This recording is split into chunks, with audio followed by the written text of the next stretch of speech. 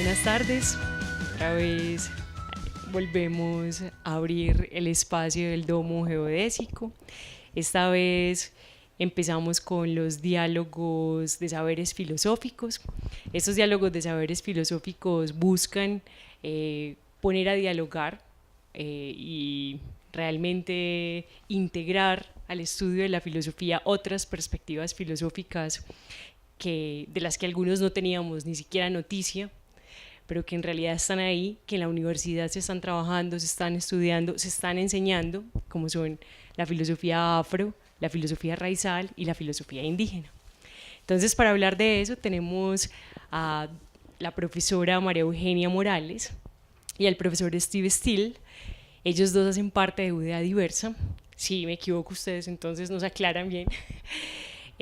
Hasta donde tengo entendido es una de esas iniciativas importantes de la universidad con la cual también el conocimiento se ha querido abrir y ha querido integrar la misma universidad todos aquellos saberes y conocimientos que habían estado al margen de los programas académicos, al margen de los currículos.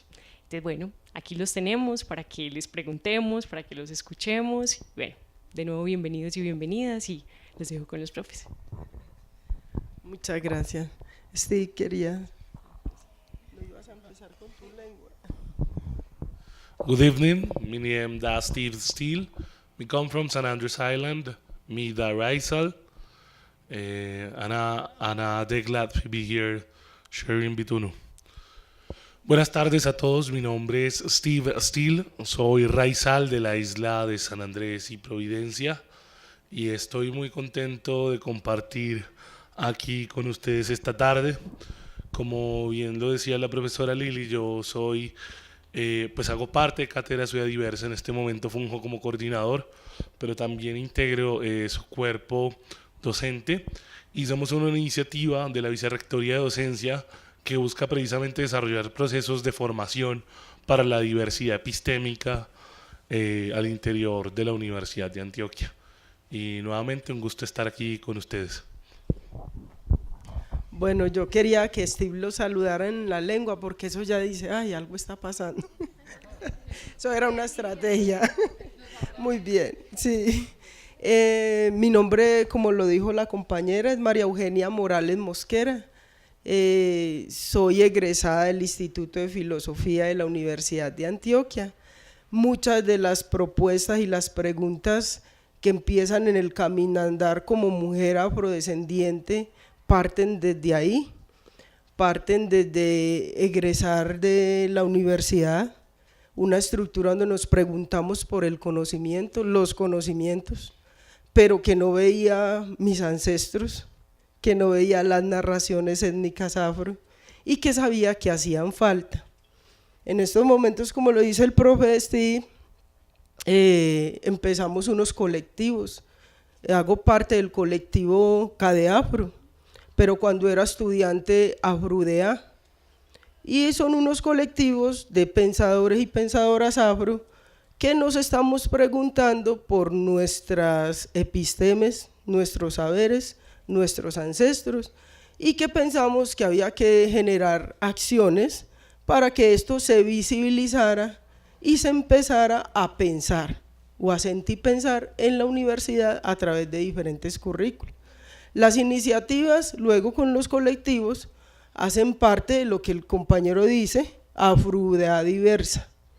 En ese sentido, afroudea diversa se ha querido plantear esas formas de conocimiento que no solamente pues no nacen apenas con la Constitución del 91, aunque los grupos y los pueblos afro toman un auge en lo que se llama la Constitución del 91, porque allí se visibilizan, es decir, legalmente Colombia dice, aquí somos pluriétnicos, somos multiculturales, y cultura va más allá de exotizar, hay otras formas de conocer, otros pensamientos, otras cosmovisiones que es necesario ponerlas en el escenario del pensamiento y de los conocimientos.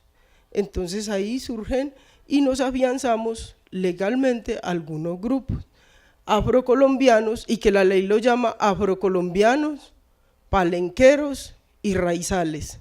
Y desde ahí también homogeniza, porque ni todos los afrocolombianos somos palenqueros, ni todos los afrocolombianos somos raizales, aunque los compañeros raizales y nosotros seamos afrocolombianos, afrocolombiano en Medellín. Y eso fue otra pregunta. Medellín todavía hasta ahora decía, sí, en Medellín hay afros, pero no lo voy a decir tan decente, en Medellín hay negros. Entonces, las preguntas surgen de ahí, desde ese caminandar. ¿Por qué lo nombro caminandar? Porque las comunidades, precisamente nuestros mayores, cuando van bajando del campo o cuando van haciendo una tarea, no desprenden, no desligan lo que es la política, la construcción de conocimiento del cuerpo y de lo que vienen haciendo. Entonces ellos dicen, ¿cómo estás? Caminandando. Y así estamos, caminandando, conociendo y explorando con estas iniciativas y poniendo la pregunta por el conocimiento. ¿Por el conocimiento de qué? De lo que está sepultado en la historia, de lo que es nuestro pensamiento latinoamericano y lo que es nuestro pensamiento como personas, hombres y mujeres afrodescendientes. Entonces el compañero Raizal ya les explica, bueno, ¿y qué es eso ser afrodescendiente? Pero ¿cómo que Raizal como afrodescendiente? ¿Cuál es la cosmovisión del compañero Raizal? Muchas gracias, Maru. Iniciar por plantearles una pregunta a todas ustedes. Y es, bueno, primero, si habían escuchado la lengua criol del pueblo raizal de San Andrés y Providencia. Ok. Segundo, si me pueden decir cuál es el departamento más al norte de Colombia. Muy bien, muchas veces dicen La Guajira. Y muchas veces en el imaginario, en las representaciones que se hacen a nivel geográfico, ¿cierto? De nuestro territorio, tiende a obviarse el lugar que tienen las islas dentro del mismo. Incluso algo que para nosotros es supremamente vital y constituyente de nuestra cosmogonía, y es que el mar también es parte de nuestro territorio. El mar es como si fuera el pasillo de nuestra casa. De hecho, si ustedes revisan la historia y los tránsitos humanos durante épocas coloniales, podrán advertir que las islas tienen un papel estratégico en el poblamiento y en la constitución cultural de toda la costa centroamericana. Y de entrada, estas representaciones geográficas del territorio, del maritorio, nos ponen enseguida a pensar o a plantearnos unas preguntas en torno a de dónde nacen estas representaciones, ¿cierto? ¿Qué subyace a ellas? En el sentido de que obviamente hay una matriz de saber-poder donde, digamos, las escalas también de esas representaciones son alteradas, porque si yo les hiciera la pregunta de cuál es el departamento más grande de Colombia, con seguridad tuvieran otra respuesta distinta que a San Andrés, ¿sí? Pero si consideramos el mar como parte integrante del territorio, o el maritorio como parte integrante de ese espacio, con seguridad encontrarían que las islas es el departamento más grande de Colombia. Luego suele suceder así con todos los entramados cognitivos, filosóficos, que son propios de nuestros pueblos. Por mucho tiempo, ¿cierto?, en sociedades caracterizadas por un arreglo colonial, como son las sociedades caribeñas, y me atrevo a decir que también sucede con la integridad del territorio nacional, si se quiere. Estos entramados fueron sepultados en virtud de ciertas hegemonías, ¿sí? O digamos de esos repartos de poder que terminaban favoreciendo al colonizador. Y sucede lo mismo en el caso del pueblo raizal, aunque puedo decirles que el pueblo raizal es producto de la hermandad de muchísimos pueblos, es decir, la herencia cultural que a nosotros nos caracteriza es producto de la hermandad de muchísimos pueblos, pero precisamente ahí reside una de las preguntas que a Occidente, ¿cierto? En sus pretensiones universalistas, a partir de sus entramados filosóficos, cognitivos, les formulamos, ¿sí? Pero antes de entrar en eso, yo quisiera también aludir pues un poco al contexto en el que se desenvuelve y en el que surgen estos interrogantes. El Caribe es esa parte que se extiende desde el sur de los Estados Unidos más o menos hasta el norte del Brasil. Surge de una hecatombe que sucedió hace más o menos 2000 años, cuando se producen erupciones volcánicas grandísimas. Y hagan de cuenta, esta es una metáfora que usa Campbell Braithwaite, que es un poeta barbadense, sobre cómo se produce ese hecatombe originario que va a dar lugar a todas estas islas que componen el archipiélago de todo el Caribe. Y es como si aventaran un guijarro desde los Andes. En la medida en que este golpeara la superficie, ¿cierto?, de manera intermitente del mar, fuera surgiendo una isla. Y resulta que estas islas básicamente son el resultado de ese accidente geográfico que se produce hace 2000 años. En ese mismo sentido, ya para la época colonial, o donde Europa emprende esa empresa del yo conquisto, luego existo, el Caribe va a ser la antesala al Nuevo Mundo, ¿sí?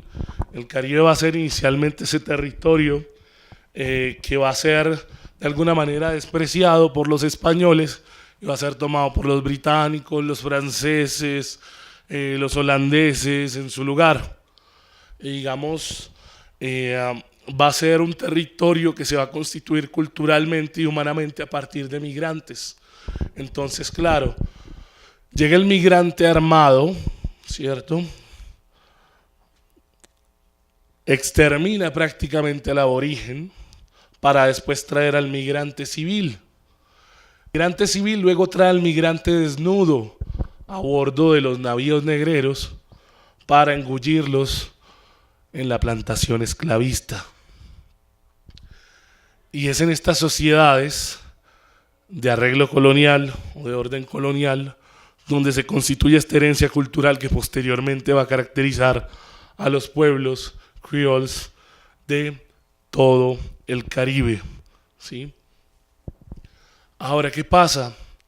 El Caribe es como si viviera sumergido en un continuo histórico, en el entendido de que la escena colonialista de hace más o menos 400 años parece no haberse superado, porque hemos visto que en razón de esa defensa nacionalista que hacía el europeo colonizador frente al no europeo, de alguna manera caló subjetivamente y llegó a tener cierto arraigo en el colonizado o en ese otro colonizado, al punto de que esa raíz única que da origen a las naciones europeas, ¿cierto?, digamos en sus mitos fundacionales, va a ser también el argumento que van a oponer las resistencias caribeñas locales para precisamente oponerse o reclamar una senda de progreso propia e independiente.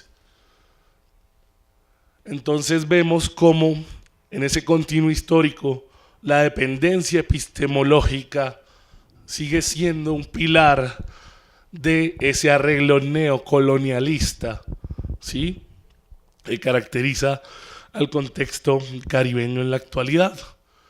Entonces, ¿cuál es realmente la clave para la descolonización del Caribe en este contexto y cuál es el papel de estos entramados filosóficos y cognitivos que de alguna manera han sido sepultados y que recientemente se rescatan en favor de estos procesos? En principio es que la descolonización objetiva no basta.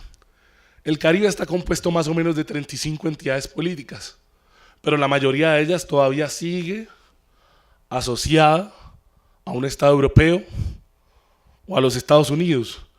En el caso de las islas de San Andrés y Providencia es mucha más adversa la situación, porque sufrimos algo que contemporáneamente se conoce como colonialismo interno. Y es que no somos una entidad política en sí misma, no gozamos de un arreglo constitucional que nos permita, por lo menos un arreglo constitucional con el Estado colombiano que nos permita gozar o ejercer una autonomía en virtud de nuestra diferencia cultural. Luego, esa descolonización objetiva no es suficiente si no se produce una descolonización subjetiva también. Y es que los entramados filosóficos y cognitivos del Occidente tienden a ser una trampa para el Caribe mismo, porque nos imponen la fragmentación nacional, basada en esa idea de raíz única que es propia de Occidente y que básicamente constituyó el argumento para sus pretensiones universalistas de expansión, de dominación de la otredad, de la oposición o esos binarismos entre el salvaje y el civilizado. Y es precisamente ahí donde los entramados filosóficos, que de alguna manera han sido producto de esa herencia cultural que ha roto con, digamos, esa fijación que pretendía hacer Occidente sobre nosotros, es lo que nos ha permitido de alguna manera construir otra apuesta civilizatoria donde la diversidad sea comprendida como un hecho social, donde lo mismo, que es lo opuesto a lo diverso, sea de alguna manera relegado, y es precisamente aludiendo a la posibilidad de que todos estemos constituidos de manera diversa y no única como inicialmente lo pretendía Occidente.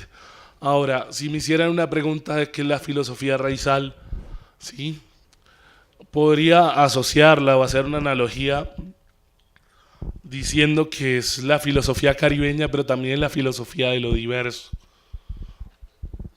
De hecho, lo raizal constituye una trampa misma porque ha sido concebido bajo estos entramados filosóficos y cognitivos que son propios de Occidente, al punto que al interior de mi comunidad se producen muchos roces en virtud de quién es raizal y quién no lo es. Entonces se habla de genealogía, ¿cierto? Se habla de una genealogía rastreable hasta los primeros pobladores permanentes de las islas para alegar cualquier derecho a habitar las islas y a participar de cierta herencia cultural. ¿Sí? Y no se reconoce que lo raizal está constituido precisamente por la diversidad y que una característica de cualquier sociedad caribeña es que se compone de migrantes y está en constante movimiento, y la identidad no es algo que se pueda fijar, sino que es algo que está en constante relación. Entonces, esa es una de las ideas primeras de este entramado filosófico que puede caracterizar a la filosofía caribeña si se quiere, y es lo mismo por oposición a lo diverso. La constitución diversa, que es un reflejo de la riqueza de la condición humana, si se quiere, y que ha sido negada centenariamente por Occidente en sus pretensiones universalistas. Entonces, yo dejaría ahí para empezar, un poco para la provocación, y ya iremos conversando y profundizando más al respecto. Bueno, en la particularidad del compañero con lo raizal nos hace este preámbulo tan importante. Yo quisiera preguntarles a ustedes en la escuela hasta dónde escucharon de lo étnico afro. Cuando contaban en las historias, ¿hasta dónde llegaron? Hasta donde eran esclavos, sí. Alguien llegó más allá de la pirámide de la mezcla. Sobre esos vacíos es que nos preguntamos las personas afrocolombianas en la historia de Colombia, en la historia latinoamericana y en nuestra filosofía. Porque yo también llegué hasta allá en la escuela Yo también llegué hasta que me mostraban la pirámide, me decían, este es sambo, este es indio con mulato, este es aquí. Y los afrodescendientes, las personas negras, fueron esclavas, silencio. Y el silencio permanece aún hoy en la universidad. Otra pregunta, puede que ya hayamos avanzado y yo no lo sepa, pero ¿han visto algunos pensadores o pensadoras étnicas afro? Candelario Beso. Les voy a poner los colombianos y colombianas apenas. Manuel Zapata Olivella, Jorge Artel. De eso se trata. ¿Qué es entonces hablar del pensamiento étnico afrodescendiente o afrocolombiano? Yo quisiera saber en esta provocación qué entendemos por una persona afrocolombiana o afrodescendiente.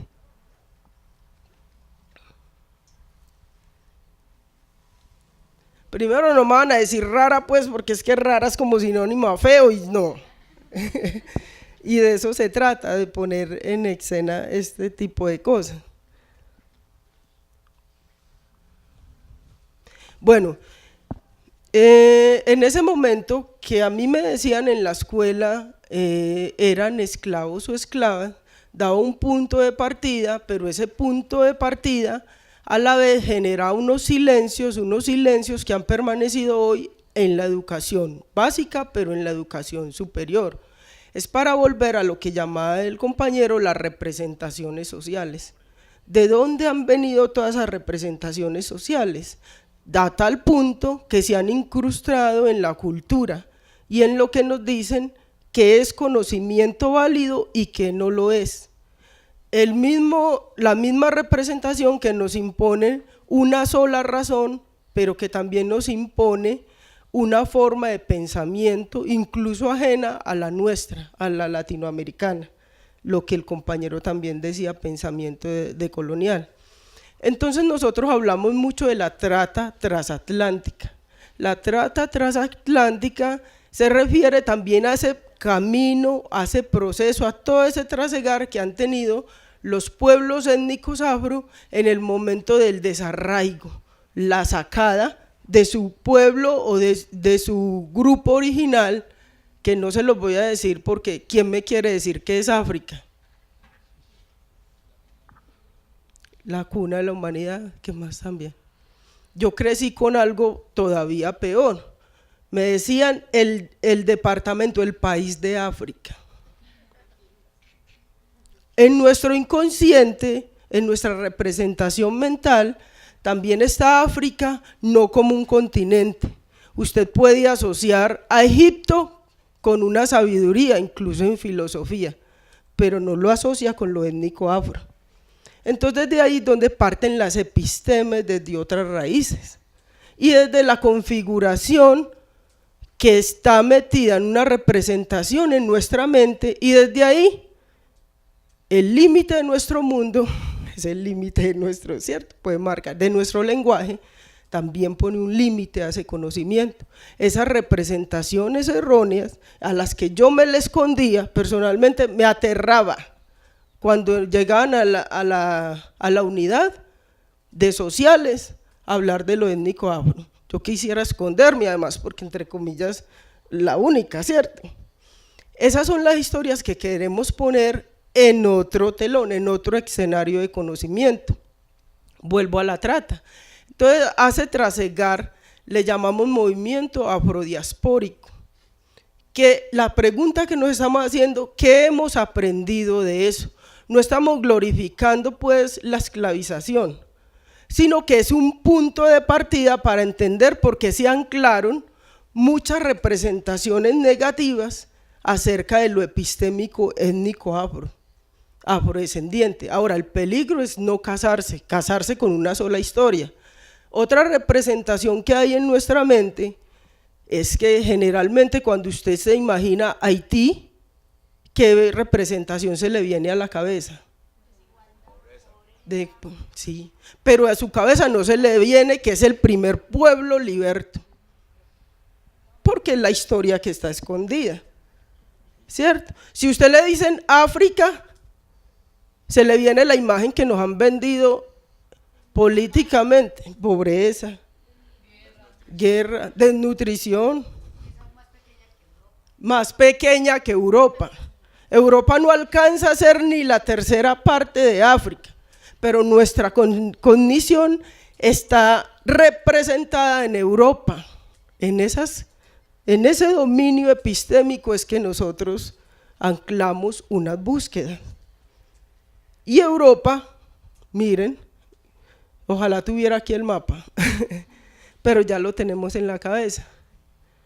Pero eso nosotros también pensamos que la conquista de los europeos iba más allá de conquistar los territorios americanos, de quitar el oro. La conquista de ellos se anclaría más en una condición epistémica y mental, y era de ponerle a depender su pensamiento del pensamiento europeo. Mejor dicho, era colonizar su pensamiento para que usted siempre dependiera, incluso las condiciones van más allá. Nuestras formas de desarrollo hoy en día dependen de eso. ¿Sí? Es decir, la estructura de poder va más allá de decir estamos o no estamos, es cómo estamos colonizados en el pensamiento. El robo o lo que se quería hacer para nosotros es más grande que lo económico, es epistémico, es mental y es de conocimiento.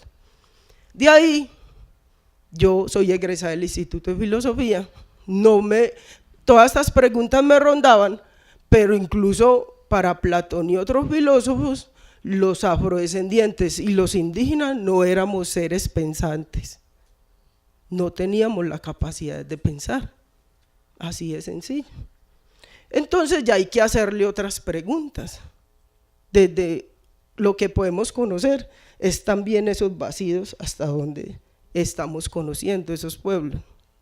Bueno, como esto no se trata de hacer, eso es muy grande, pero entonces voy a hacer otras precisiones aquí de nombres, y les conté un poquito de la trata es todo ese caminandar.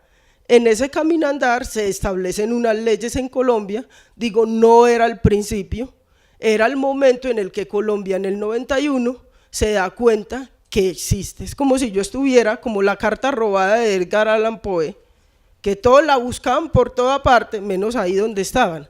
Es para decirle, yo no soy rara, yo siempre he estado en Colombia y he estado en Medellín, porque hago parte de la historia de las personas que vinieron, mi madre es del Chocó y tiene que viajar al centro, a la ciudad de Medellín, porque otra apuesta de la filosofía es ponerla también en las realidades. El peligro de esta historia es que hoy en día parecemos todavía extraños y raros, porque en realidad a usted le dicen, ¿qué significa eso de negritud, afrodescendencia, afrocolombiano, palenquero, raizal? Casi que tiene que hacer un ejercicio también filosófico de pensamiento para no imaginárselo ni con la flecha, ni al salvaje, ¿sí? Así de sencillo, porque hay una estructura en nuestra mente que nos hace ir allá, ni al completamente ignorante. Tal vez imaginar a unos territorios empobrecidos, que no son pobres, empobrecidos por unas estructuras de poder, a unas personas conociendo construyendo conocimiento dentro de una comunidad con un pensamiento occidental o hegemónico en el que tiene que ir poniendo, defendiendo y poniendo otro tipo de preguntas. Así nos dijimos, hay que empezar un movimiento o hay que empezar a preguntarnos dentro de la academia por las epistemologías, por los pueblos y por las comunidades étnicas afro. Y preguntar por eso no es preguntar por el grupo apenas raizal, apenas afrodescendiente y apenas afrocolombiano. Preguntar por eso es preguntar por el conocimiento latinoamericano, porque somos parte de América Latina, ya dije, ahí estábamos, sino que apenas se visibiliza. Entonces, el término afrocolombiano se le pone en la ley 70, porque la ley 70 en 1993 se adopta también que cuando se evidencia que ya vemos que hay otros pueblos diversos en Colombia, también se recoge un nombre y es afrocolombiano. ¿Qué quiso hacerse con ese nombre? Se quiso nombrar a unos pueblos que tenían una cosmovisión o cosmovisiones del mundo, visiones del mundo diferente a la población mayoritariamente, a la población mestiza. Pero también se quiso quitar un poco la carga de negro o negra, porque se dice que tenía una historia que lo llevaba a cosificar, y de eso van a escuchar muchos discursos también. Lo malo es negro. Yo me preguntaba en la universidad, se fue mi profesor de tesis de la universidad, que yo decía, pues si el negro, si el diablo existe, ¿por qué tiene que ser negro? Porque esa condición me la ponían a mí en el cuerpo por una estructura racializada, pero va más allá. Entonces adopta el nombre de pueblo afrocolombiano, afrodescendiente, palenquero y raizal. Pero ya vemos que aún ahí hay unas falencias, porque se homogeniza. Todos los afrodescendientes no venimos del mismo pueblo esclavizado. Unos fueron yorubas, ¿cierto?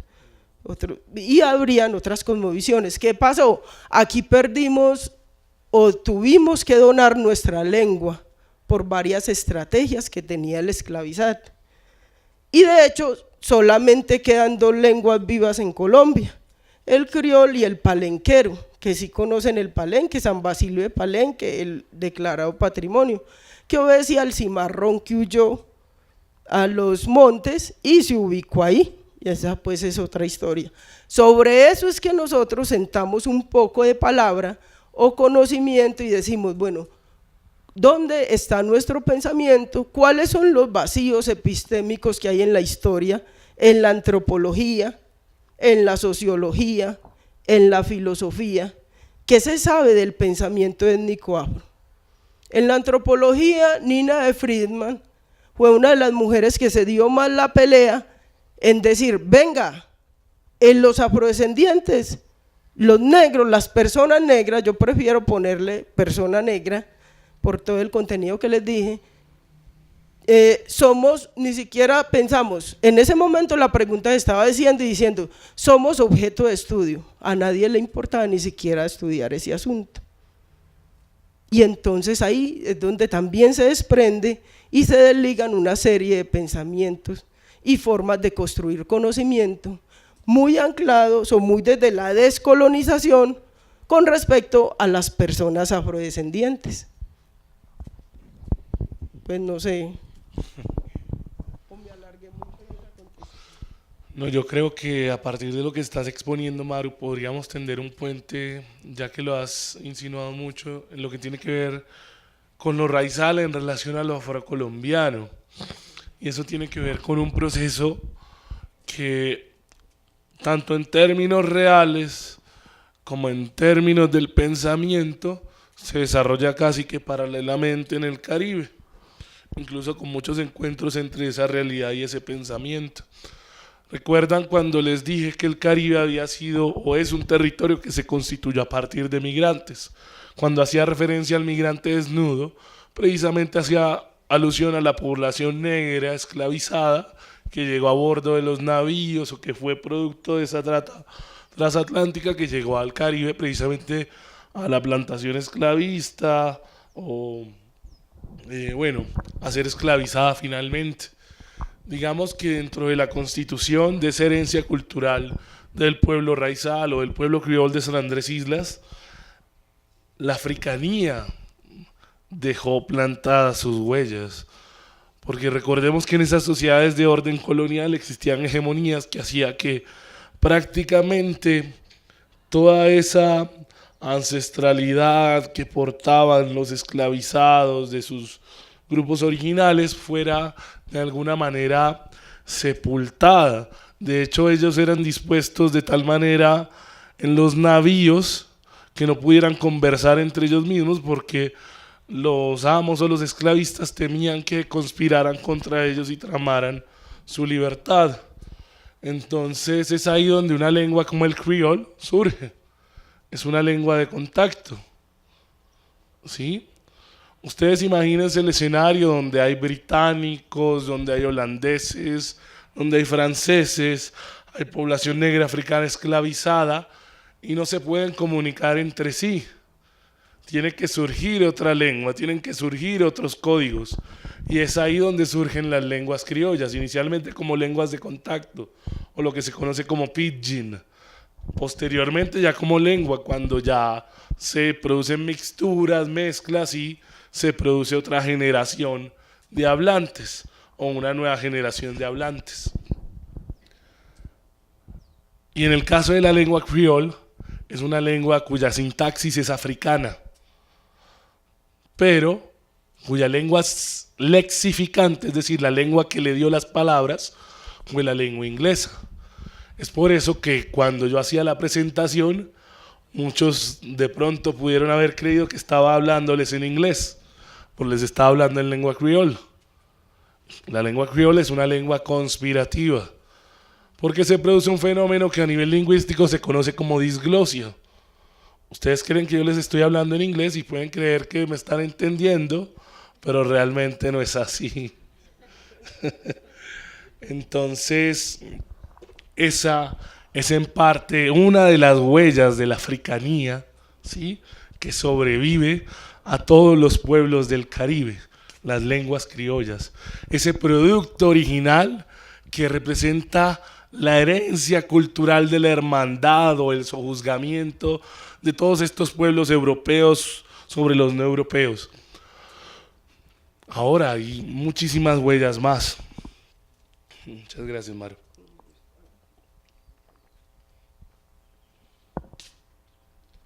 En el pensamiento, la africanía se va a rescatar a partir de los planteamientos de Fanon, de MSC, de Camora White, cuando ellos dicen que hay un pensamiento que ha sido sepultado, que ha quedado como residuo, pero que ha dejado unas huellas. Y es ahí donde empieza a perfilarse una suerte de autoconciencia de los pueblos caribeños. Y es ahí donde empieza a irrumpir lo diverso. Ya había irrumpido en la realidad misma de la constitución de las sociedades caribeñas, pero a nivel de pensamiento no se había postulado como una alternativa a esos simplificadores teóricos de los entramados occidentales que decían que debíamos ser o tener una raíz única para poder justificar nuestra existencia y nuestra presencia en el mundo. Es ahí donde irrumpe lo diverso, precisamente con el rescate de la africanía. Ya después la pregunta por ese nosotros caribeño se complejiza mucho más, porque hay un poema, más bien un extracto de un poema de Eric Walcott, en una de sus obras que se llama La Goleta Flight, que dice: hay en mí del español, del holandés y del inglés. Recibí una educación colonial. Y o soy nadie o soy una nación. Y precisamente lo que Derek Walcott quiere decir aquí, o quiere de alguna manera retratar acá, es la irrupción de lo diverso en el Caribe. Y es por eso que si alguno se atreve a acercarse a su obra, van a encontrar que en ese tránsito de, si se quiere decir, la juventud a la madurez de su obra, van a encontrar una suerte de catarsis que se ve reflejada en una de las frases, una frase de la musa de la historia, que es una de sus tantas obras, donde él le da, o más bien le ofrece perdón a sus abuelos, porque pues él es un negro de ojos azules. Él dice: ser caribeño es como tener heridas en el cuerpo, pero si uno vive sobándose la herida no va a sanar. Y él dice: los caribeños tampoco debemos esperar que la herida sane, debemos aprender a convivir con esa herida. Y es por eso que a veces hablar de nosotros es un proceso doloroso, porque en nosotros está el esclavista, está el esclavizado, está el aborigen, y si se los pusiera en mi lengua criol, está el inglés, ¿cierto? Está el español, está el indígena misquito, que de hecho fue, digamos, si quieren representarlos o representar esa idea o ese discurso que les mencionaba al principio de que los raizales es una trampa, en el caso de los misquitos podría haber un ejemplo claro de eso cuando el rey de Inglaterra se lleva al líder de los misquitos, ¿cierto?, a la Gran Bretaña y lo corona rey y lo empieza a instrumentalizar para sofocar las revueltas de los esclavizados en Jamaica. Y es ahí cuando vemos que estos entramados de alguna manera han sido diseñados para dominar unos pueblos sobre otros, incluso para la dominación del hombre sobre la naturaleza misma. Pero también vale decir que acá no estamos tratando de venderles un sesgo etnicista, ¿cierto?, desechando también lo que es ese acervo o ese entramado que de alguna manera se constituyó en Europa. Antes creemos que Occidente también viene en un proceso autocrítico y en la medida en que ese proceso autocrítico se surta, van a haber muchas posibilidades de poner en diálogo nuestros saberes. Y es en el momento en que alcancemos o logremos esa comprensión de que la diversidad es un hecho planetario, es un hecho humano, que entendamos que Europa es una simple provincia del mundo como cualquier otra, ¿sí? Y en esa medida no está justificada su dominación sobre ninguna otra. Y es en sí misma diversa, ¿sí? Como incluso han dicho sobre África. No sé si han escuchado que en África hay más diversidad que en el resto del mundo. Por eso cuando nos dicen negros, afros, raizales, nosotros como que enseguida nos sacudimos porque la diversidad es algo que nos habita. Y no podemos caer en esos simplificadores teóricos que realmente lo que hacen es reducir nuestra complejidad etnográfica. Aunque no me gusta esa palabra etnográfica tampoco. Entonces, en parte esa es una de las reflexiones que cabe hacer en torno a cómo se da la irrupción de la diversidad tanto en el pensamiento como en la realidad de las sociedades caribeñas y cómo eso de alguna manera perfila un entramado que hace que la apuesta civilizatoria desde el Caribe sea completamente distinta, más en un momento de crisis donde pues los referentes de certeza o los modelos de certeza, estos entramados occidentales están siendo supremamente cuestionados. Y es necesario rescatar de pronto esos otros entramados que han servido milenariamente para la supervivencia de otros pueblos y que hasta ahora, precisamente por esos discursos de verdad, pues de alguna manera han sido desechados.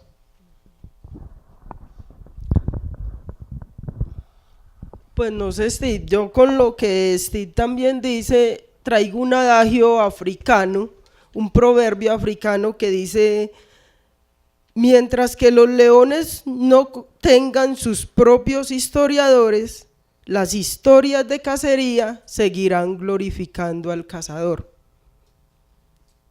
Y es un poco del legado lo que tenemos nosotros. ¿Cuáles son las historias y los mitos que queremos poner, si el mito funda conocimiento? ¿Cuáles son las historias y los mitos que queremos poner en escena de las nuevas preguntas hasta dónde podemos conocer? Y esa es una de las búsquedas, como decía mi compañero Steve, que tenemos nosotros.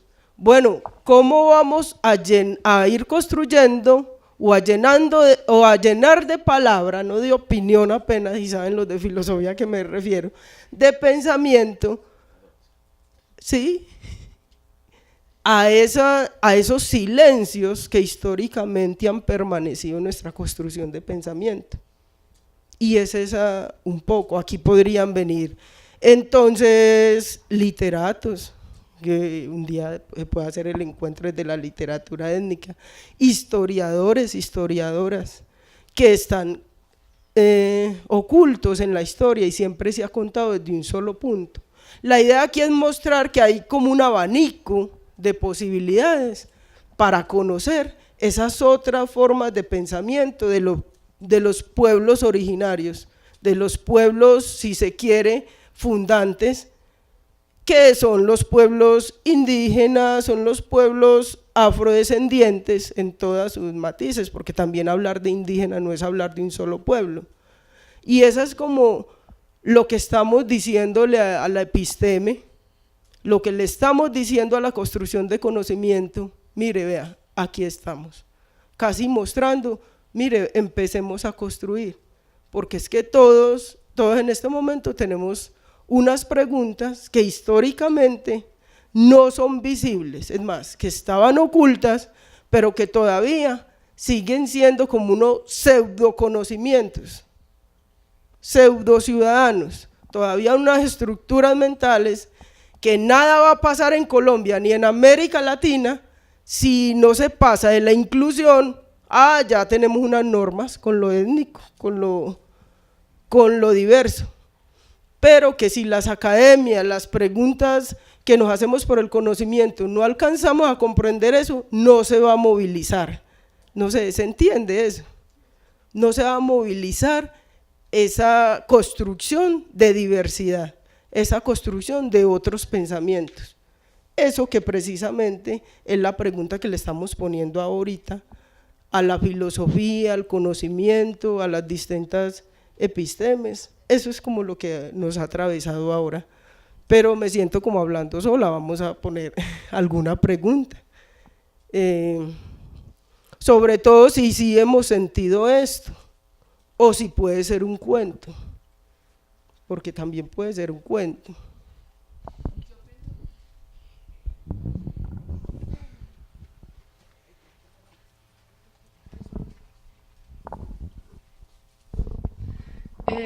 Lo que pasa es que yo siento que de pronto incluso muchas personas, no sé cómo expresarlo, negras, incluso muchos indígenas de pronto niegan sus raíces y vienen otra vez como a identificarse con lo que, digamos, con la masa. Entonces no sé, pues, como, no tengo ninguna pregunta, sino como ese comentario de que muchas personas incluso que tienen esas raíces no se preguntan de dónde vienen, quiénes son sus ancestros. Bueno, yo tendría una contrapregunta, porque yo ahora mismo estoy en un conflicto abierto con esa categoría de mestizo. ¿Qué es ser mestizo? ¿Ustedes creen que ser mestizo es ser híbrido? Trayendo ese concepto de la biología de que lo híbrido es lo estéril, en lo absoluto. Ser mestizo es ser portador de una riqueza cultural inestimable. Así que la inventación, cuando ustedes encuentran a una persona que de pronto como indígena no tenga una autoconciencia lograda, o como negro no tenga una autoconciencia lograda, a que ustedes también se hagan la misma pregunta, y es ¿de dónde vengo yo? ¿Sí? Porque yo muchas veces también me reconocía como mestizo y lo sigo reivindicando, porque ser criol es ser mestizo, pero es ser portador de una riqueza cultural inestimable, ¿sí? Que puede reproducirse, a agrandarse mucho más. Sí, soy afro, ¿sí? Pero también soy indígena misquito, también soy chino, también, bueno, sí, les voy a contar mi historia, yo creería, para que hagan este ejercicio de ir a su casa y preguntarle a sus abuelos de dónde vienen, porque con seguridad encontrarán que la diversidad es algo que también los habita y los constituye a ustedes. Yo soy Steve Steele, soy hijo de María Eugenia Castillo, cartagenera, de padres que venían de la región del Urabá, de origen pues hispánico, se presume. Por el lado de mi papá sí soy raizal. Él fue nacido en San Andrés Islas, mi abuela era providenciana, su padre era chino, era un comerciante chino. Por el lado de mi papá, por el lado de mi abuelo, vengo de Nigeria, de Sudáfrica, de Ghana, ¿sí? Tengo ancestros en todas esas partes, y de hecho sé de un nigeriano, Mulgrave Bernard, que fue uno de mis bisabuelos, que se casó con una antioqueña que se llamaba Margarita Solís. Entonces, si ustedes me dijeran negro, pues claro, soy negro. Pero si me dijeran, no, eres antioqueño, pues claro, tengo algo de antioqueño en mí. Digamos que toda esa herencia cultural me habita. Y yo creo que lo mestizo es una cualidad de lo humano, ¿sí? No hay seres puros.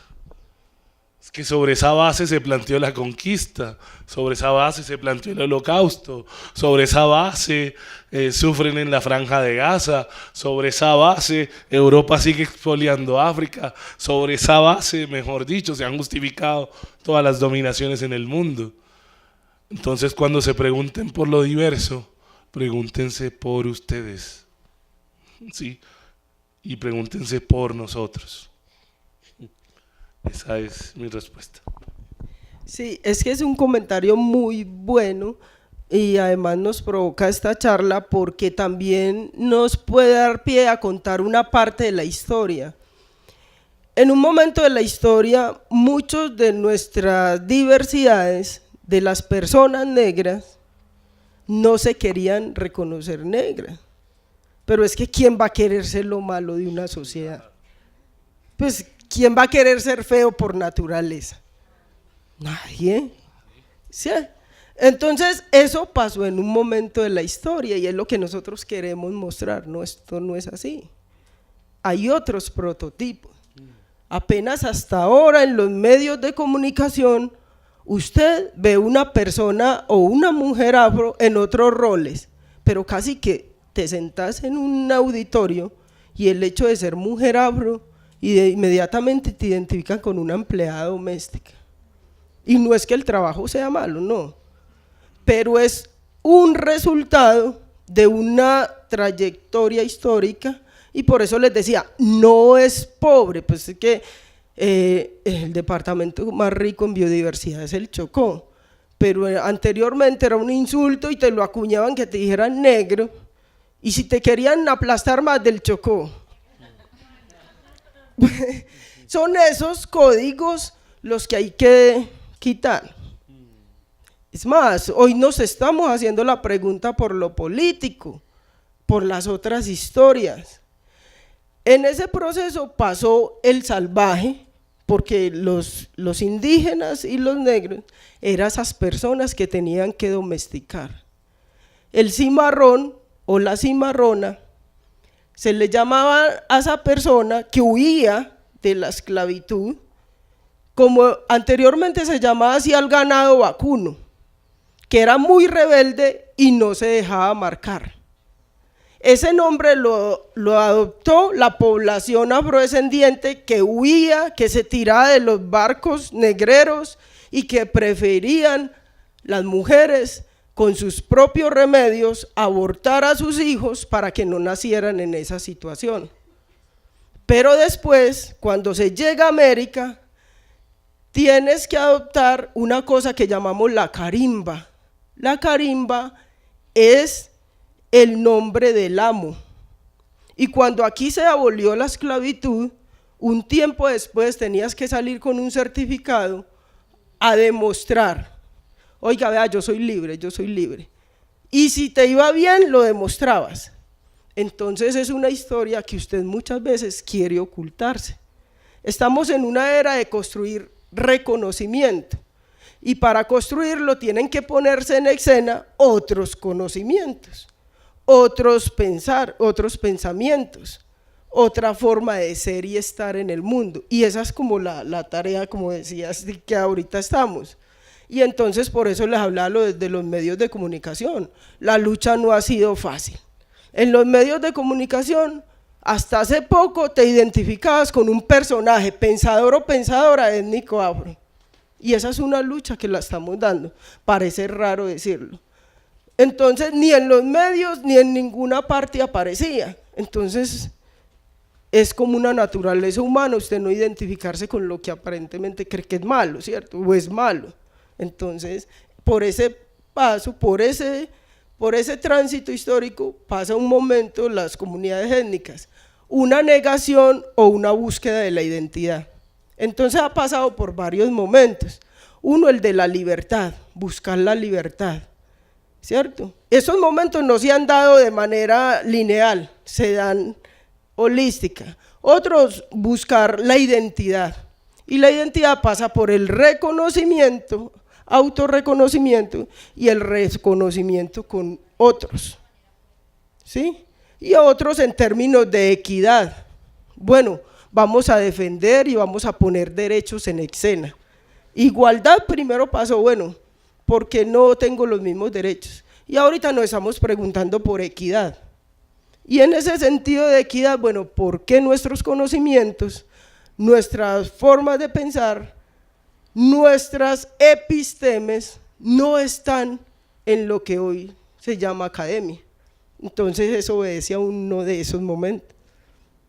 Es como una parte también de la situación de ser o estar acá.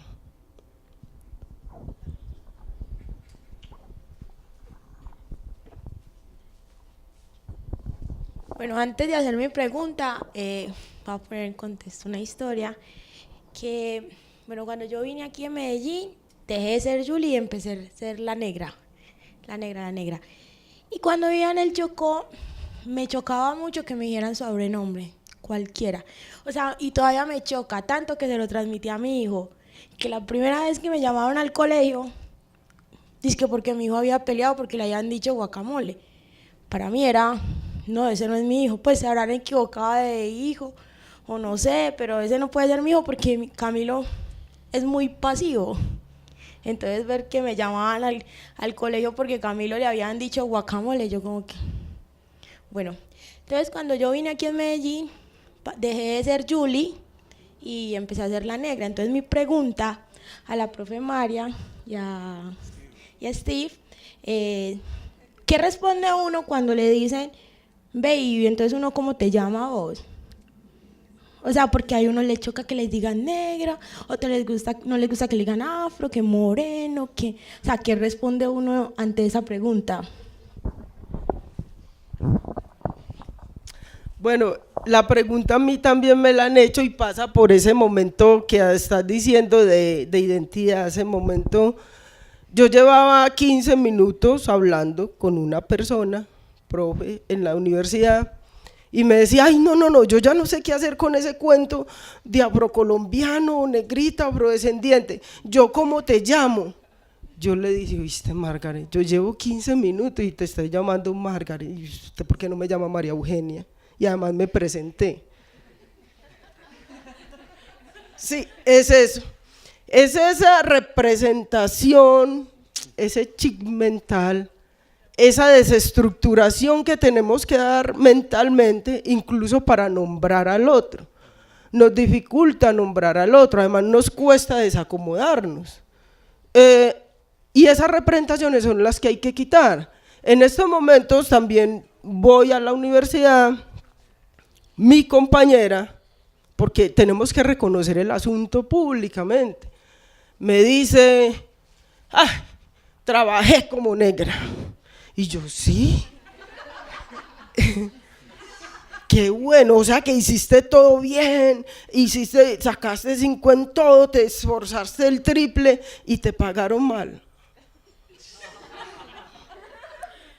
Pues ya vemos este discurso, bajémoslo a lo cotidiano. ¿Qué es eso de trabajar? Hay una historia también de exclusión, de inequidad que atraviesa unos cuerpos. Y esos cuerpos es por su condición racial, racializada. Ahora ustedes me podrían decir cuál es la discusión que hay en torno a la concepción de raza. Sí, porque eso es válido. Es que hay pensadores que dicen, pensadoras, sin raza no hay racismo. El asunto no es la cuestión de la raza, la construcción cultural que se hizo alrededor de ese concepto de raza. De hecho, que yo no pensaba. De hecho, que podías abrogarte incluso del sentido de dominarme porque tú eres conocido, ¿cierto? O tú eres hegemónicamente alguien simbólicamente o representativamente de más poder sobre otro grupo. Ahí es donde saltan muchas historias, en la cotidianidad, así, nombrándolo, hablándolo. Y mira que eso está presente en Colombia. A diferencia es que en Colombia nosotros y en Antioquia, nosotros decimos, no, yo no soy racista, yo tengo un amigo y quiero mucho a los negritos. Es como cuando la embarras y vuelves y haces así, algo así. Entonces, un momento, venga, calmemos. Esa es una cuestión de aprendizaje. Miren las estructuras que tiene para usted quererse. El asunto con las etnicidad, lo decía Fanon, el maestro Fanon, lo invito a que lo lean, Piel Negra, Máscaras Blancas. Nuestros conocimientos están cimentados sobre una contextura europea, pero además nosotros sabemos que los grupos étnicos piensan y generan conocimiento, pero cuando los traemos a una estructura de poder negamos eso que lo originó. Nosotras, por ejemplo, negamos nuestras raíces ancestrales. No sé si a ustedes les pasó que lo que más se negaba era la raíz. Ahora, a mí me dijeron, ojo, cuando hay una pareja, por ejemplo, una mezcla negro, blanco, indígena, blanco, generalmente decían, usted va a dañar la raza, pero no me vaya a decir que es al contrario, usted la daña, ¿cómo la daña? Exacto. Entonces, poner en escena, la cuestión por el conocimiento es poner en escena otros elementos que en la cultura se han ido opacando, se han ido desapareciendo. O sea, el llamado es a volver a construir o construir una plataforma de conocimiento de tal forma que nos podamos ver, mirar y juntos construir esa interculturalidad. Eso es lo que quizás a Julie en un momento dado, ahorita la gente dice, ay, hay bullying. Para nosotros el bullying no es algo nuevo. Nosotros no lo llamábamos bullying, le decíamos racismo. Sí, porque la mayoría de discriminación que recae sobre esa persona es por un elemento, y es un elemento el más visible, la negritud. Es porque en el conocimiento, en las aulas, en los pensamientos, en toda la esfera social, no ha estado el valor de eso. Como les decía, vuelve al silencio. Lo que ha estado fueron esclavos y ya. No ha estado toda esa pregunta por los conocimientos, toda esa construcción de América, todo ese pensamiento, ese sentipensar que hemos puesto en escena y lo que constituyó historia latinoamericana. Esa no ha entrado a esa hegemonía de poder, ni incluso el académico. Yo creo que la pregunta por qué respuesta daríamos ante una inquietud de ese tipo aplica para todas las diversidades, y eso tiene que ver con esas matrices de saber poder donde lo diferente ha sido equiparado al inferior. Entonces, a mí una vez me pedían que caricaturizara el trabajo que hacíamos desde Cátedra Ciudad Diversa. Entonces yo les decía, yo trabajo con indios, con negros, con bobos, con tullidos, con maricas, ¿cierto? Y prácticamente han sido los discursos, ¿sí?, que se han erigido a partir de esas hegemonías. Ahora, quisiera traer una palabra del criol, que es una palabra africana, que viene del Igbo, que es unu. Unu no tiene traducción al español propiamente. Unu es como referirse a todo lo que no sea yo. Entonces, si yo les dijera en criol, unugan, ustedes váyanse, estaría refiriéndome a todo lo que no sea yo. Es decir, todos se irían, ¿cierto? Ahora, ese unu, lo que trae a colación es algo que estaba acercándome también en la filosofía oriental a partir de un coreano. Me parece muy interesante, que habla ya no en términos de interculturalidad, sino de intraculturalidad, que es la diversidad que nos habita cada uno de nosotras. Y lo digo en el sentido de que la interculturalidad a veces plantea la necesidad de esencializarnos primero como grupo para relacionarnos con los demás. ¿sí?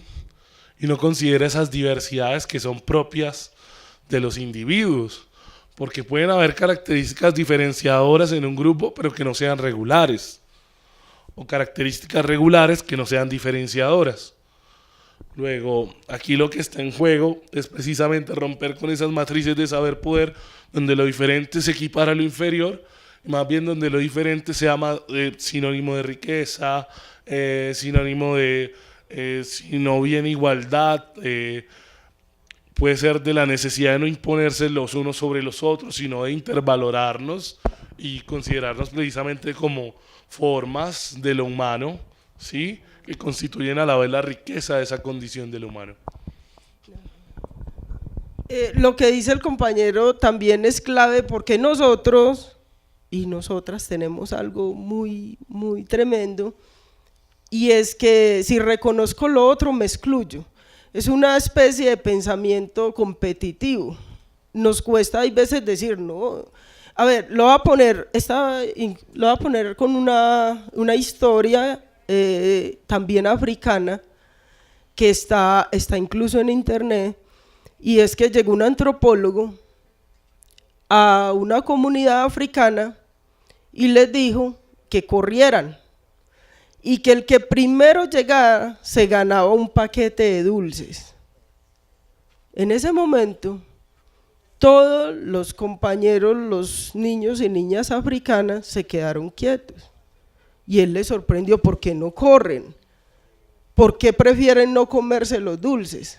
La estoy reduciendo pues al máximo. El niño le dijo: Ubuntu, porque hacer a uno solo feliz y todos podemos serlo. Soy porque somos. Entonces ese sentido de comunidad como una unidad es posible que esté sentado, plasmado en los grupos afro, indígena, en los grupos originarios de América, donde en un momento dado en Occidente pasamos por una construcción de conocimiento netamente individualista, y entonces lo que no nos hace ver en los otros es posible que carezca de valor, valor epistémico o de conocimiento para nuestros ancestros y nosotros mismos. Entonces eso es lo que a veces yo creo que nos puede costar. Son como historias. Nosotros y nosotras como personas en Nicabro tampoco es que digamos ya todo está construido, también estamos buscando nuestra propia historia. Hoy nuestros movimientos están mirando esa parte de África que nos corresponde, esos conocimientos que incluso nuestras comunidades ya se están perdiendo. Las preguntas están, la tarea está para todos y todas, y no es una tarea de un solo grupo, es poner las preguntas en esos otros silencios, en esas unidades académicas, en la vida, en la cotidianidad, en el escenario político y en todos los escenarios que estemos. Pues esta era una provocación y muchas gracias por escuchar. No sé.